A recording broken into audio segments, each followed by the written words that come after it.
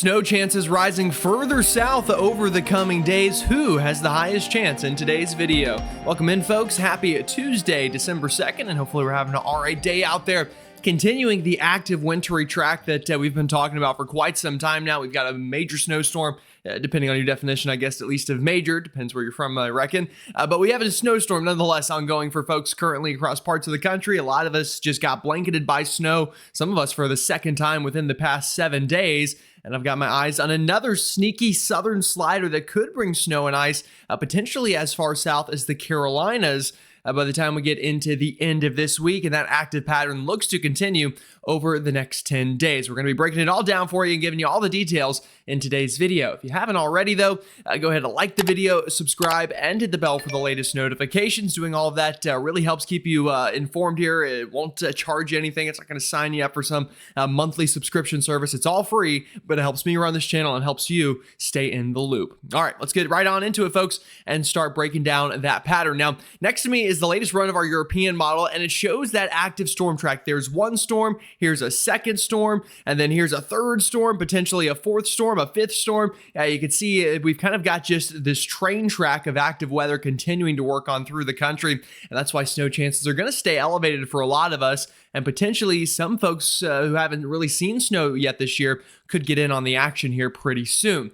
Let's go and break down what's happening out there right now, though, because like I said, we do have a big storm currently across portions of the country. We've got low pressure spinning away, working through the mid-Atlantic and up through the Northeast right now. You can see this is our water vapor loop, so all these green colors are moisture values, a big plume of moisture being brought up. So definitely not lacking precipitation to squeeze out of this storm system as it is starting to work on through.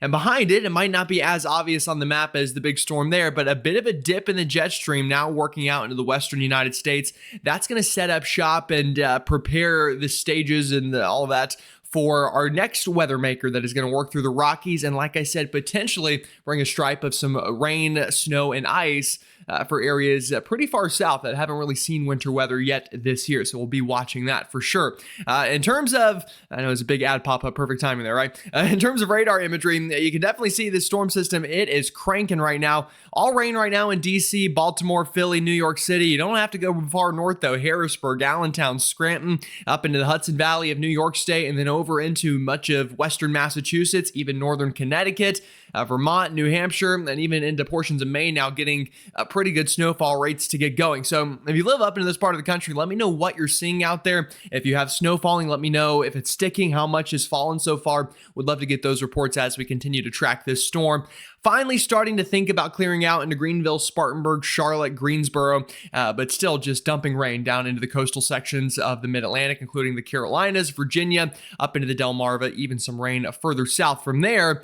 But here you go, looking out west, new areas of energy forming. That's our next storm on tap. Before we talk about that one, though, in depth, let's finish out the current storm. Let's show you model data, how much snow is left to come, and then talk about what's to come later this week. All right, well, we've been talking about this system for a while now. Let's end it out and finish talking about it. Heavy rain going to continue through the afternoon hours and likely even trying to linger into the evening hours for portions of the Mid-Atlantic, especially coastal sections of the Mid-Atlantic. Like I said, starting to clear out a bit more out into the Appalachian chain, but rain nonetheless for the Outer Banks, the Delmarva, all the way down to Myrtle Beach, Charleston, Savannah. By later this evening, though, 4 or 5 o'clock, we should start to clear out from there. And from there on out, this really becomes more of a northeast storm. So with that said, let's kind of zoom on in for our friends up here and break it down a little bit more in depth. All right, we're going to start the map here at noon, and you can see still snowing for much of New York State outside of Long Island. The extreme northern bit of New Jersey, I-80 northbound continuing to get snow at that point. The warm nose starting to rear its ugly head, though, a little bit out into coastal Connecticut, coastal, really much of Rhode Island, unfortunately, for folks there who like snow, and into the Boston area. Even a little bit of rain into the coastal sections of Maine, but mostly snow up that far north. Looks like all snow into Vermont and just about all of New Hampshire outside of the direct coastline there. You go into later today, the storm continues to crank. We get down to around 1,000 millibars. This is around 2 p.m. Still snowing for a lot of the same folks, changing back to rain for much of New Jersey. That rain snow line trying to push north up into Pennsylvania. I think we stay all snow, though, into Scranton and surrounding areas. And it's just a good old-fashioned moderate to at times heavy snow all day into western Mass, southern Vermont, New Hampshire, much of the down east areas of Maine, the Hudson Valley of New York, at least where you're in the blue here. Now south of there into the green, it looks like rain, but for those of you that see snow all day, I mean, it'll pile up pretty well. Keep it going. The warm nose continues to try to push north. Much of Connecticut getting out of the snow outside of maybe the extreme north western corner there, holding on to the snow up there near western Massachusetts. I think Worcester, mainly snow all day. Maybe the warm nose tries to rear its ugly head. I'd be surprised, though, if it makes it that far north. And then you keep it going, and right around here by 7 p.m. or so, the cold air starts to catch back up, the storm continuing to strengthen. At this point, cold air advection starting to work back in on the backside. So there's going to come a point around this evening where the rain-snow line kind of stalls its push north and then actually starts to push back south as the cold air pushes with it. And at this point, during the evening hours, we continue to crank heavy snow into much of southern Vermont, New Hampshire, into Maine. And by the time that we get towards tomorrow morning, we're all done and this storm is out of here. And it's at that point that if we zoom things back on out into a national view, and keep it going, you can see snow beginning into the Rockies, down into Colorado, and there's our next storm getting going with pretty good snowfall out into the Front Range. Before again that we talk about that next one though, let me show you the snow totals to come with this storm, and then we'll turn our attention to that next low pressure you see developing. All right, I'm going to use the high resolution model that I showed you earlier for what the storm's going to look like to show you potential snowfall totals to come. Now, this is as of 9 a.m., so anything you get from 9 a.m. subtract from this. And again, we're basically done for much of Pennsylvania, but I do see higher totals still to come. Again, depending on when you're watching this, up into northeastern Pennsylvania. Scranton, as of 9 a.m., probably a good another 3 or so inches to come. You go a little bit east of town here, could still see 3 to 5 inches or so of snow. So definitely pretty good totals. But for much of Pennsylvania, by the time you're watching this, it's going to be time to just go to the comments and tell me how much you got total as the storm beginning to wind on down through here.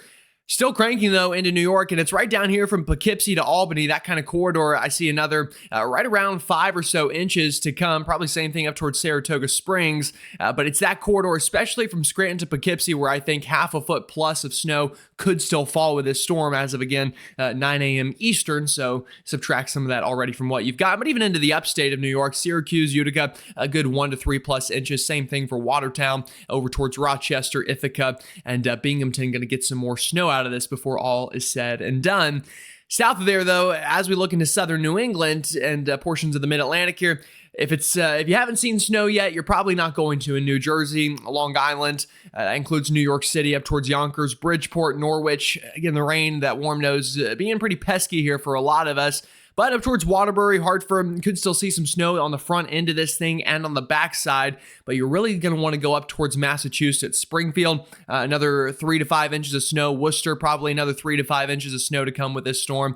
You go just north of those areas, though, this is where some of the totals start to get half a foot up to 8 inches, especially with some of the higher terrains, some of the hillier areas in here. Warm nose is going to not be able to work in quite as well, and you're going to get some elevation to help you out there. So that'll definitely be helpful for those folks, but further south, the same thing for Rhode Island, out into the Cape, into Boston, just not quite your storm with this one. A couple days ago, we had some model chaos, and you know what? Give credit to the GFS as long as everything stands. It actually beat the European with some of the forecasting here. The European was much further south than some of the other models and ended up getting it wrong.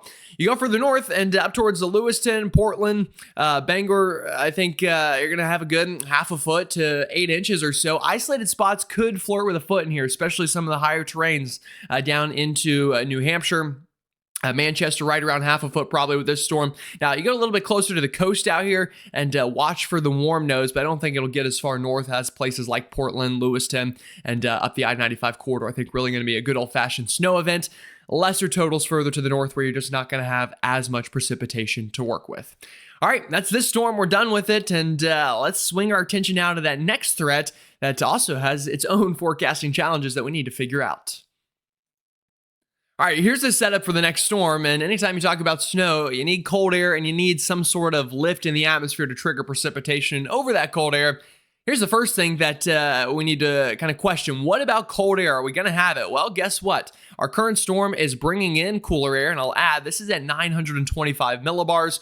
So just above the ground by, at most half a mile, probably not even that much above the ground. These are the temperatures. Anything blue or wintry in nature is below freezing. And if you're below freezing, only a little bit above the ground, that's a pretty good sign that whatever's falling is going to be frozen from the sky. And you can see we get that shot of cold air. It starts to work in, even gets down into the Carolinas. This is by overnight Tuesday into Wednesday. Plenty cold into the Northeast. That'll help to cool things down, but more importantly, a big block of cold air starting to work down in from Canada. Another little piece of the polar vortex that broke down, moving southbound, and guess where it's going to work right over? Right over where we just had a bunch of snow. So cold air working over a snowpack, that's a good sign for overachieving on some of these numbers, and that cold air starts to work in. Now, what you begin to notice by Friday morning, this is very important for my friends in the Carolinas, which there's a lot of us here, trust me, I know. Notice how you kind of have the cold air right here, and then it budges down and then back. This is a classic cold air damming signal. What's happening here at the surface is we've got high pressure right up into the Midwest and portions of the Northeast, and a flow in the Northern Hemisphere, at least around high pressure, works clockwise. And if you bring wind from Minnesota, Wisconsin, Michigan, and then you push it down, well, that's going to be cold air that it's kind of pushing. And what happens is it hits the Appalachian chain. Cold air is very dense, and what happens is, it can't go up and over the mountain because it's dense and shallow. So it hits it and just keeps hitting it and hitting it and hitting it and hitting it, and it ends up bottling up down south along the 85 corridor, places like Greenville, Spartanburg, Charlotte, Greensboro, Hickory, a lot of these places. This is how we get our big winter storms. Now, we're not going to get a big winter storm out of this setup, but in general, a setup like this is important to monitor through the rest of the winter, and eventually, I can almost guarantee you we're going to see the same setup, but that blue line's probably going to work even all the way down into places like Atlanta and Columbia whenever we get deeper into the winter as these cold air damming setups occur. So we've got some cold air nearby. What we also have is some energy flying through. You can see it starts out here into the Rockies. This is what's producing that snow out there that I showed you earlier. That's going to then swing right on through the southern tier of the country. And guess what? That energy likely going to strengthen that low pressure I showed you and ride it right across where that cold air boundary is and potentially where that cold air damming is. And that's the setup we need to watch. And you can see it pretty well here on the European ensembles. It's the same thing I just showed you. This is by Friday morning. I'll pause it right here. And here's the high pressure. You can see it up here. You can see how these isobars are kind of kinking down along the Appalachian chain. That indicates cold air damming is there. As that's happening, surface low pressure, not very strong, but they're nonetheless riding right through the Gulf. And I'll be honest, folks, this is a classic winter weather setup for portions of the Carolinas and Virginia, but there's a couple things that are not quite as classic. Here's the first one. The high pressure, it's starting to retreat. It's a quick moving. It's not locked into place. It's in here and it's out of here. That's the main problem that we're running into. I think the low pressure, I think it's in a great place. I think it's nice and weak, meaning we're not going to probably see a huge warm nose or anything like this, and we'll probably get just enough precipitation to overlap some of the cold air. But is the high pressure going to be there to keep the cold air in place? Right now with the pattern, you've probably seen it out there. We've had very transient shots of cold air, meaning it's been cold, then it warms up a little, then it's been cold, then it warms up a little, then it's been cold. And that's kind of the problem. This is in and it's out. So if the high pressure leaves too soon before the low pressure, you can see gets right along the coast and develops, then this is going to be just a really cold rain. If it can hold on long enough, though, potentially some winter weather. Let me show you two of our main models and what they show, and for some of you, it might get you a little excited. All right, we're going to start with Old Reliable. Here's the European computer model, and check it out. Here comes that snow already getting going out into the Texas Panhandle, into Oklahoma. Low pressure developing right along the Gulf Coast. This is by Thursday afternoon. Here's our high pressure to the north, and the thing with the European is the high pressure and the low pressure are kind of stacked right more on top of each other. So the high pressure is a little bit slower and or the low pressure is a little bit quicker than some of the other models. Because of that, cold air gets locked in time. You can see that cold air damming develop. And check it out, a band of snow begins to go from Boone, Blacksburg, even into the portions of the Piedmont and foothills. This would probably be some snow into Danville, right along much of the Virginia, North Carolina line. Not too far from Raleigh, probably would be a little bit north of Raleigh on this run. Honestly, some of the more high-resolution runs of the European actually show that snow line even getting as far south as places like Statesville, maybe even near the Charlotte metro, probably not Charlotte itself, but just north of the metro, could maybe see some flakes with a setup like this. And you notice, though, it's quick. It's maybe a couple hours of some light to maybe moderate snow Friday morning, and then it's back to rain as the high pressure's out of here. So I don't think that this would be a big event by any means. It could be enough that maybe, we coat the grass Friday morning. It could impact travel for a brief period, but this is not going to be one of your blockbuster winter storms, but could still be a nice little festive event. It's Christmas time. People have the tree up and the lights, so we'll take any flakes we can get this far south. And you can see not much of a storm for the Northeast out of it, as the low pressure is just a little too suppressed. GFS model, and here's the current storm. This is not the next one. Sorry to jump scare you like that. That one moves on through. Here comes the next one, and it's the same process, but the difference is, notice the placement of the high pressure. By the time that the precipitation starts getting here on Friday morning, so about the same time maybe for precipitation, a little bit slower, but the high pressure is just moving a lot quicker on the GFS. By the time the precip gets here, the cold air source is already moving offshore, and that means winds are more onshore, which would kind of warm us up more than bringing that cool air out of maybe Pennsylvania and the Midwest. That's the big difference between the models, and that's why the GFS doesn't have much. It gets a little bit of snow and ice, but really more of just a rain event out of that model. So it's obviously a very interesting look between the two, and I love my ensembles, and it's about that time of the video, so let's take a look at some of the more nitty-gritty data and kind of show you what that looks like, and I'll tell you ahead of time, spoiler alert, chances have risen a bit in some of our data. All right, here's a European ensemble mean chance of, or an average chance, I should say, also, of seeing accumulating snow, basically, within a 24-hour period. Pretty good chances into the Colorado. By pretty good, I mean 100% through much of the state, actually, here by the time we get into your Wednesday and your Thursday. Then chances start to rise into even New Mexico, the Texas Panhandle, and the storm starts to work east. And notice this blow up of chances into portions of the Mid-Atlantic and then kind of fizzles as it gets to the Northeast thanks to suppression. If we zoom in on it, I mean, again, this is the chance of an inch of snow falling from our European ensembles, and this is one of the more reliable tools that we have. About a 60 to 70% chance in Boone, same thing into Blacksburg. You go up towards Danville, a 50, 60% chance of accumulating snow. Pretty low into Charlotte, you can see only about single digits, 6% or so. But you go north of town, up towards Mooresville and into Statesville, you start getting into 20, 30% chance of snow. Raleigh, probably about a 20, 30% chance of seeing some snow fly out of this. And then much higher up towards kind of the Hickory area as well, 40, 50%. So that's a pretty good look, and it's higher than it was yesterday. Yesterday, these numbers were more 20 to 30. We almost doubled the numbers for a lot of people. So the European ensembles are feeling pretty locked in here. They're starting to gain interest in this. Lower chances out into Kentucky and all, and as you go further north, you can see the suppression I mentioned kind of kills it a little bit, but nonetheless, something to watch here. Not only that, what about the chance of ice? I don't think it'll be as big of a deal, as big of a deal now as maybe it looked a couple days ago with the ice chances, but could we get a little wintry mix with some freezing rain? Absolutely, about a 30 to 40% chance of that here into portions of the Piedmont, kind of the 85 corridor from the Triad up through the Danville area, and even higher chances of that along the 85 corridor into North Carolina from, we'll say, Cleveland County over towards about Albemarle or so, about a 10 to 20% chance of seeing winter weather in some form or capacity here. Yeah, it's an interesting look for sure, folks, and I think chances, like I said, have risen. It's not a 100% chance. It's not a slam dunk, so I don't want you to say it's to all your friends it's absolutely going to happen, but I've definitely got my eye on it, and I first tweeted about this almost 4 or 5 days ago, and the pattern is there. We just need the pieces to align. All right, that's this system. If you don't care about the current storm, you don't care about this one, what's next? Well, guess what? The pattern stays active. Let's take a look at it. Back to our energy map, and I'll tell you, I think the northern stream is going to stay very active, meaning we're going to get a lot of pieces of energy or low pressures to form that kind of come down out of Canada and try to sweep down into the lower 48.